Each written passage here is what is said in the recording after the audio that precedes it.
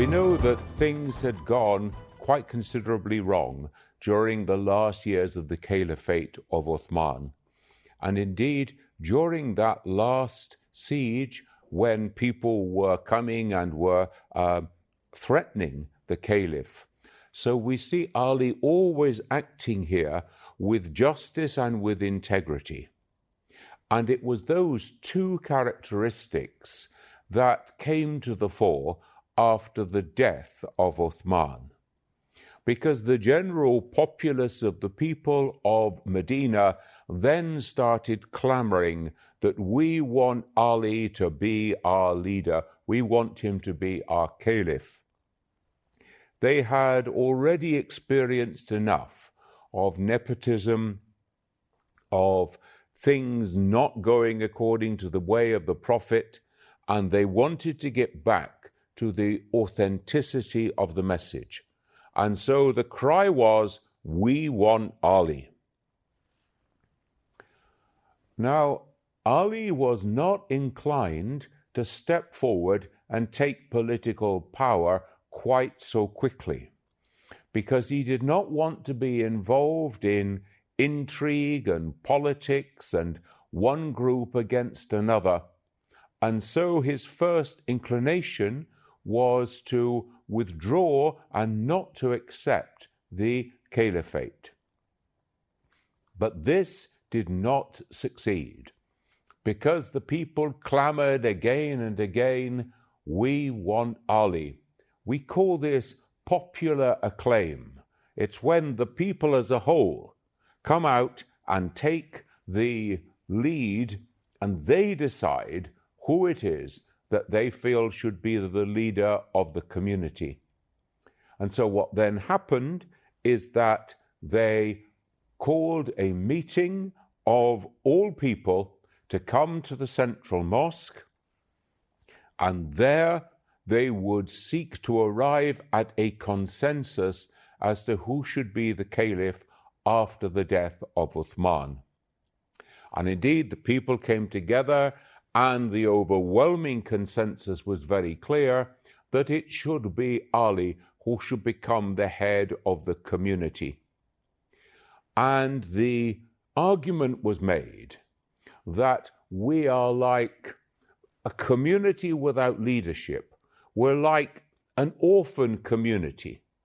And one of the names that was attributed to Ali was that he was the father of the orphans.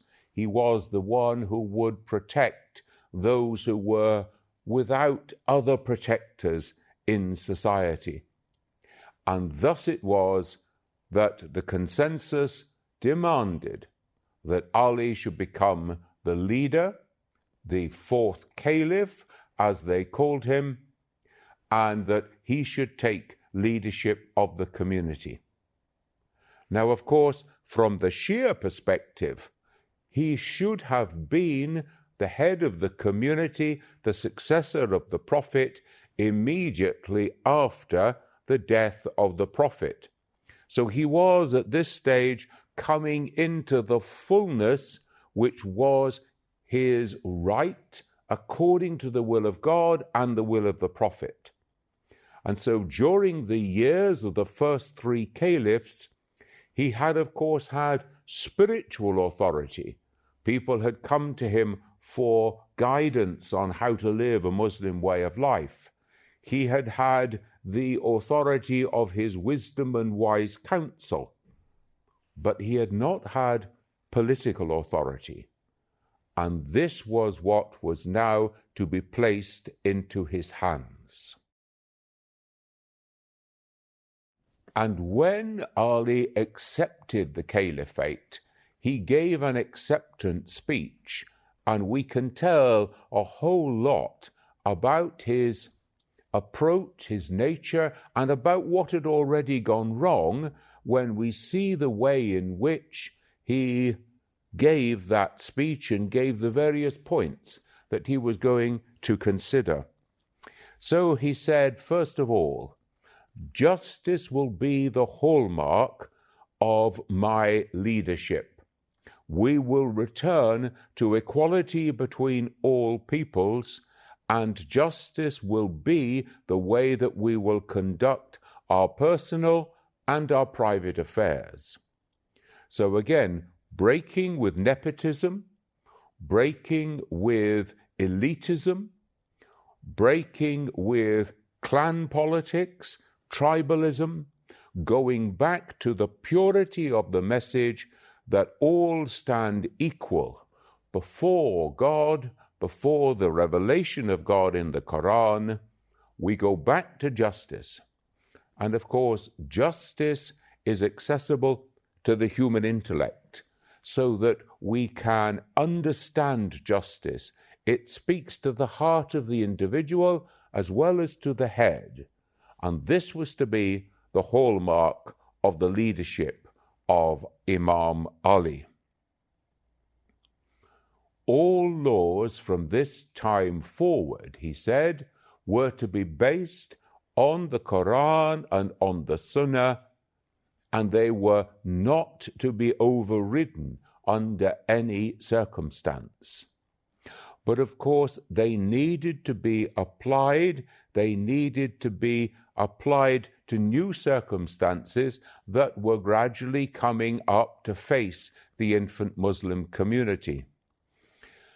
And in this case, then, we must remember that the very nature of an imam is that the imam is the carrier of that inner light, the light of imamate, that the imam is the recipient of inspiration, of ilham from God to guide the community, that the imam is masoom, and therefore protected from error in any word or in any speech or deed. And therefore we can see that the Quran plus the Sunnah plus also reason and the divine inspiration of the imamate. So these were to be the hallmarks of the time of Ali as leader.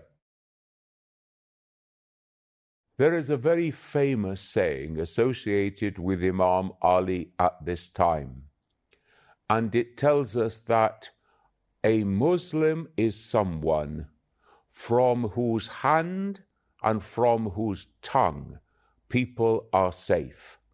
This should be the characteristic of all Muslim men and women, that they should not slander other people or speak falsehood, and that they should not do any evil deed. They should not do a deed that denied the fundamental humanity and equality of another. They should not be taking the property of another or abusing it in some way, that there should be in word and deed authenticity, according to the guidance of God in the Quran and through the Prophet. Crucially important, there must be an end to the abuse of public funds. We had seen that during the last 6 years of the Caliphate of Uthman, there had been considerable financial corruption had crept into the early Muslim community. Those who had been appointed to positions of power abused that power in order to win themselves financial gain and wealth. They abused the public funds which were there for the good of all people. And that becomes the crucial public face of the imamate of Ali, because it was those public funds and it was access to justice. These two together become the hallmark of his caliphate, of his imamate, and that is what the people see, and therefore they know that they have made a wise decision to accept his leadership.